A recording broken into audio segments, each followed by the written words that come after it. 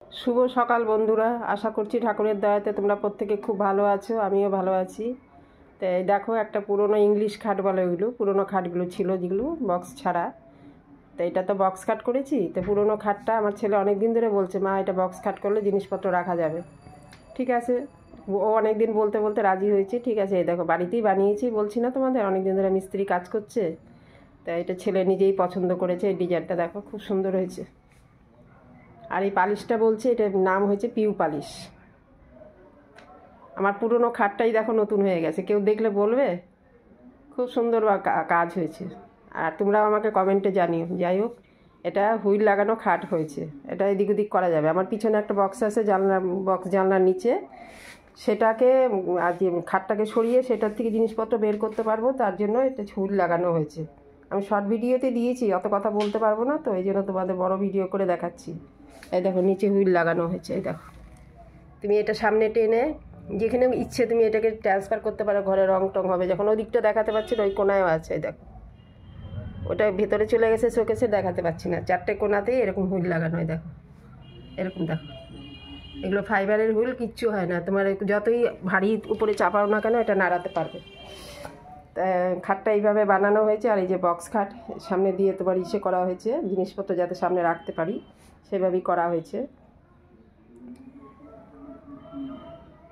তোমরা কমেন্টে জানিও কেমন হলো। এদিকটাও দেখাচ্ছি, এই দেখো, এটা আমার আগের পুরনো ডিজাইন ছিল। এই দেখো, এটা পুরনো ডিজাইন ছিল। আর ওই দিকটা ছেলে নিজে পছন্দ করে ওই দিকটা দিয়েছে, ওর খুব শখ ওরম করে খাট বানাবে। ঠিক আছে, পুরনোটাতেই শখ মেটানো হলো, কি করা যাবে। নতুন করে খাট যখন রয়েছে, নতুন করে আর সম্ভব না। আমাকে মিস্ত্রি বলেছিল যে এত খরচা করছেন, নতুনই বানাতে পারতেন। দেখো, এটার মধ্যে কিন্তু আমাদের ওর বাবা তো বানিয়েছিল এগুলো, তার ভালোবাসা রয়েছে, তার পরিশ্রম রয়েছে। আমি পুরনো জিনিস আমি নষ্ট করতে চাই না, যার জন্য আমি পুরনোটার মধ্যেই নতুনের করার চেষ্টা করেছি। একটু খরচা বেশি হয়েছে ওর মধ্যে, পুরনো জিনিসে যখন তুমি কিছু করতে যাবে একটু খরচা হবেই। তাও আমি এটা বাদ দিইনি, দিলে তো দিতেই পারতাম। তো এটা বিক্রি করে আমি নতুন করতে পারতাম, কিন্তু না, পুরনো জিনিসের একটা থাকে, ইতিহাস থাকে, ওইটার মধ্যে অনেক কিছু জড়িয়ে থাকে। আমি যে সংসার করেছি তার সাথে, তোমাদের দাদার সাথে, আমার সব কিছু ওনার সাথে এটার মধ্যে জড়ানো আছে। সে তো নেই, তার জিনিসপত্রগুলো সব জড়ানো আছে এটার মধ্যে। তো আমি ওই জন্য পুরনো জিনিস আমি কোনো কিছু বিক্রি করতে চাই না। আমার একটা টেবিল ছিল, টেবিলটা আমি মেয়েকে দিয়েছি, তাও আমি বিক্রি করিনি। তো যাই হোক, সোফাগুলো তো, সোফার তো দেখেছো, দুটো সোফা হয়েছে, বড় সোফা কেটে দুটো সোফা করা হয়েছে, সেটা আমি বড় ভিডিওতে দেবো। ছোটো ভিডিওতে এমনি ছেড়েছি, আমরা দেখে নিও তোমরা। আর সেটা কেটেও আমি দেওয়া হবে, ভিডিও করা হয়েছে, একটা ছেড়েছি আর একটা ছাড়বো, আর তোমাদের জন্য বড় ভিডিও করব।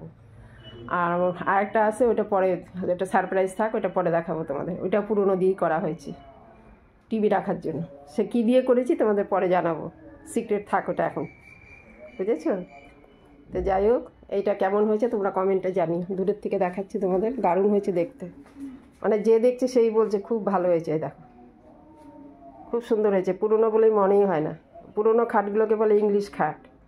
তো ইংলিশ খাটই করে এটাকে বক্স খাট করা হয়েছে, হাইড্রোলিক করা হয়েছে। হাইড্রোলিক করা হয়েছে এই কারণে, আগের খাটগুলো আগের বক্স খাটগুলোকে হাত দিয়ে টেনে উঠাতে হতো, আর এটা হাইড্রোলিক। হাইড্রোলিকে জানো তোমরা সব, কী বলবো আর। এটা হাইড্রোলিক করা হয়েছে, এর মধ্যে তুমি নিজেও তুলতে পারবে, জিনিসপত্র রেখে নিজেও তুলতে পারবে, কষ্ট হবে না। চলো কমেন্টে জানিও। আর তোমরা প্রত্যেকে খুব ভালো থেকো। আর আরেকটা রয়েছে, সেটা পরে দেবো। আর সোফার ভিডিওগুলো আমি পরে করে দেবো তোমাদের। একটা তো ছেড়েছি শর্ট ভিডিওতে, দেখে নিও তোমরা। আর পরে করছি ওটা। তোমরা ভালো থেকো, সুস্থ থেকো, আবার দেখা হচ্ছে তোমাদের সাথে।